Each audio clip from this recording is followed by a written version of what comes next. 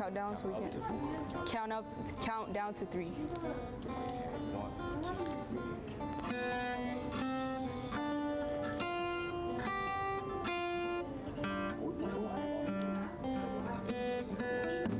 What skills do your students gain by designing and 3D printing something practical like a guitar pick?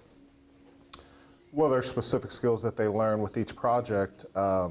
This one, we're going over Tinkercad, learning certain commands in Tinkercad, how to create a design, how to get a shape, how to create a hole, how to extrude. In this particular case with this lesson, this project-based learning lesson, they're learning how to hear the needs of a customer,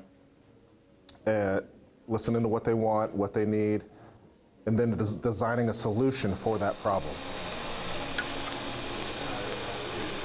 So basically what I think about the pig is that this part right here, I actually like it because I can like grip onto it. Personally, I'm not really picky. I like it. It's easy to use, and yeah, it's really good.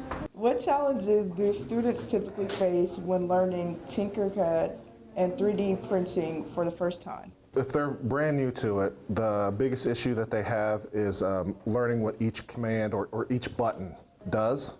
And so how to bring what the idea that's in their head onto the screen. How are they going to make that transition?